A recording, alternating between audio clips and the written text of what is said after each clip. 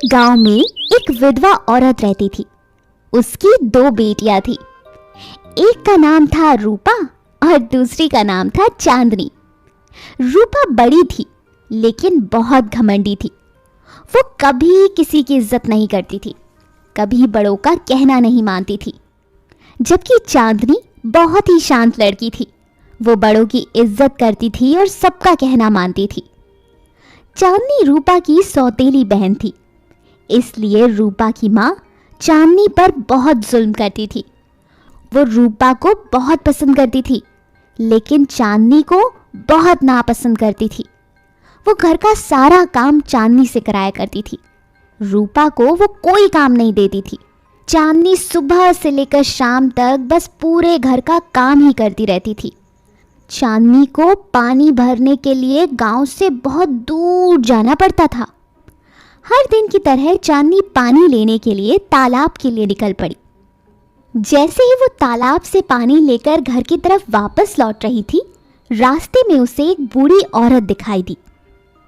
बूढ़ी औरत ने चांदनी को रोका और उससे कहा, बेटा, थोड़ा पानी मिलेगा क्या? बहुत प्यास लग रही है। जरूर माताजी, ये लीजिए, आराम से पानी पीजिए।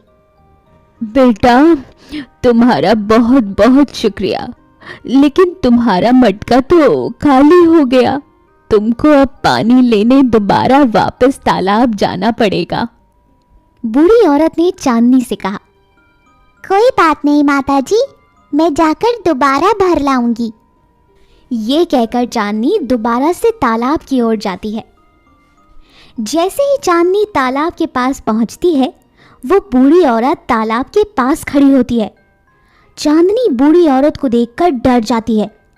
बूढ़ी औरत एक सुंदर सी परी में बदल जाती है और चांदनी से कहती है, चांदनी, मैं इस तालाब में रहती हूँ।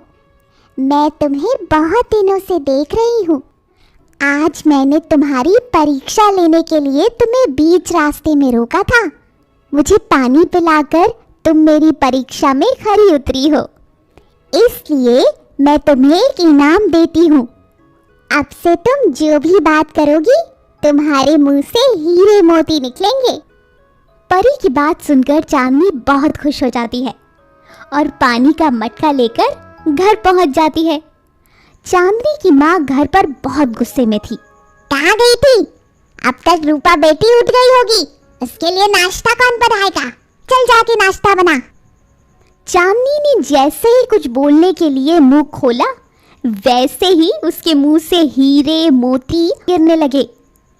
ये देखकर चांदनी की माँ हैरान हो गई और बोली, अरे ये कैसे हो रहा है बेटी? तुम्हारे मुंह से तो हीरे मोती निकल रहे हैं, ये कैसे?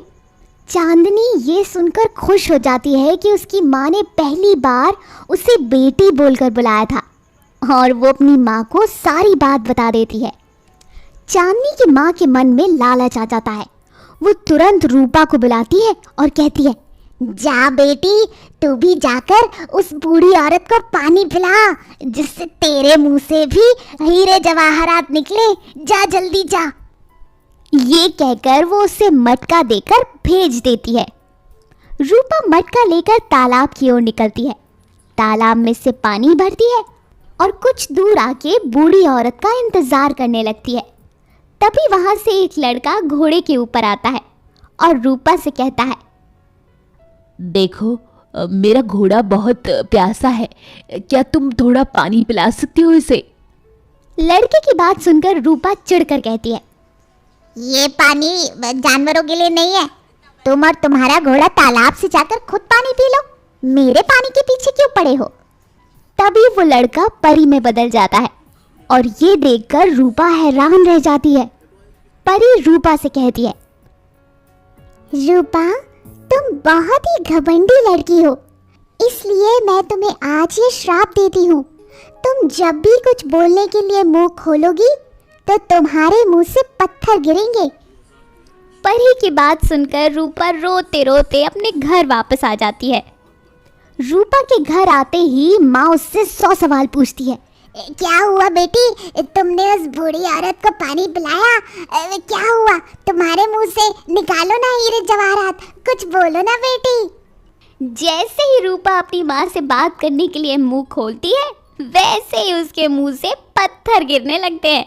और तब रूपा और उसकी माँ को अपनी गलती का एहसास होता है और वो तालाब की परी और चांदनी से दोनों से माफ़ी मांगते हैं और ये वादा करते हैं कि चांदनी के साथ आगे अच्छा व्यवहार करेंगे।